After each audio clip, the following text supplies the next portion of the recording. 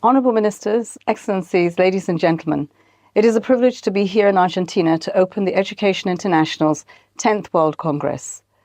I'm so sorry I couldn't be with you in person, but I would like to thank Education International for giving me the opportunity to address this august Congress.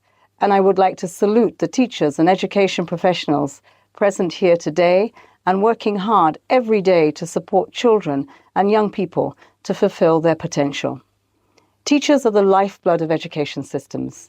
You have a profound impact on the lives of your students, and you are often required to work in the most challenging of circumstances. Today, as we meet, let us keep to the fore those teachers in Palestine, in Afghanistan, in Sudan, in Yemen, in my own country, Nigeria, and in many other contexts, who risk their lives to support their learners. This Congress is a crucial opportunity for us to unite, strategize, and most of all, identify ways to protect teachers and rebirth the teaching profession as we work to deliver a more just, prosperous, and sustainable future for all. Friends, we meet at a moment of dramatic crisis in our world. Conflict is spreading, displacement is rising, geopolitical tensions are growing, hunger is at levels not seen in almost 15 years, poverty levels remain stubbornly high. The climate crisis is already upon us and becoming more and more urgent by the day. People the world over are losing patience, unsettled by the pace of change around them, and frustrated with what they see as decades of false promises. These crises are deep, they are intersecting, and at times they are overwhelming. But the fact remains that at no point in history has humanity been better equipped to overcome.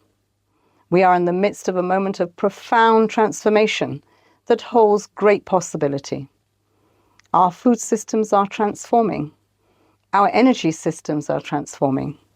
The value we place on our natural environment is transforming. Our relationship with technology is certainly transforming. And in turn, our systems of employment, social protection, and governance are transforming. The challenge for each and every country is to navigate these changes in a way that benefits people, the planet, and strengthens the fabric and cohesion of our societies. And that is precisely why we must also transform education. As a global teacher community, you have been at the forefront of education. Since the COVID-19 pandemic, you've showed great resilience and resourcefulness when classes were forced online.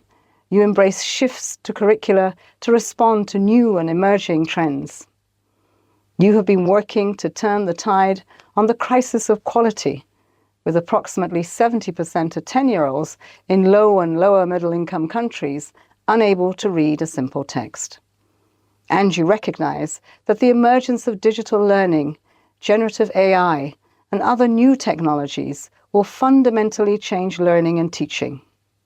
But dear friends, you've been doing all of this amidst conditions and circumstances that have been far from perfect. We've all witnessed with horror as schools have come under attack during conflict. We are all too aware of the shocking global teacher shortages. We know teacher retention has now become every bit as difficult as teacher recruitment. We also know that less than half of the teachers in under-resourced regions receive the minimum required in training, and that continuous professional development opportunities are few and far between. We know that compensation remains a major concern, with teachers in many regions earning considerably less than other professionals, with smaller qualifications and teacher salaries often being hit hardest when economies struggle, debt grows, public revenues shrink. But there's also something deeper affecting the teacher: the issue of respect and confidence. Public expectations of our education systems have never been higher.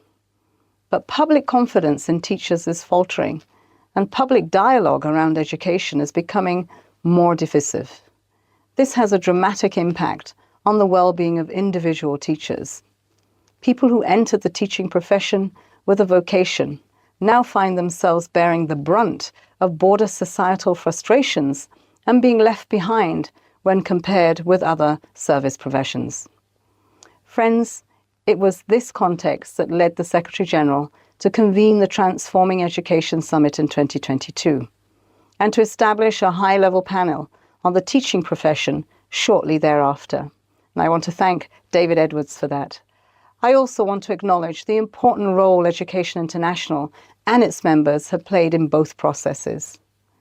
Again, under the excellent leadership of the President's May Weeks of Trinidad and Tobago and Kaulajad of Estonia, and drawing on the collective wisdom of its members, the high-level panel's work and its recommendations provide a comprehensive way forward.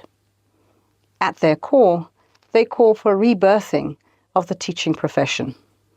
They call for a surge in investment in education as a strategy for growth and for development. They also call for supportive social conditions for teachers, learners, parents, and communities. They note the need for teachers to have access to stable contracts, a safe and healthy workplace, balanced workloads, and adequate social protection. They urge the adoption of a comprehensive and a holistic national teacher policies through social dialogue. They also recognize the need for better oversight of teacher performance. It means rethinking curricula to allow teachers to play their key role in promoting good citizenship, sustainability, peace, democracy, and lifelong learning. But most of all, they call for fresh support for teachers as they take up a new role within education systems. As we shift away from rote learning and static instruction, we must reposition teachers as knowledge producers, facilitators of experiential and inquiry-based learning and problem solving. As we support the human-centric adoption of technology, we must empower teachers to be both content creators and autonomous users of technology, not just passive consumers. Friends, the road ahead for teachers, the teaching profession, and the education sector, our societies, more broadly, will not be easy. Change of this nature will be difficult. It'll be challenging for governments, for parents, for unions, and for teachers themselves. But there is no denying that the transformation of education and the rebirthing of the teaching profession is essential, and in many ways, it is inevitable. Now is the time to pivot, to adapt and ensure that teachers are at the very fore of 21st century education systems. If we are to make any headway towards our SDG 4 targets, then these changes are essential. The United Nations, whether it is UNESCO, UNICEF, ILO, or the SDG 4 High-Level Steering Committee that's chaired by the President of Chile, we all stand with you. In partnership with governments and your representatives, we stand ready to support the transformation of education systems and the rebirthing of the teaching profession.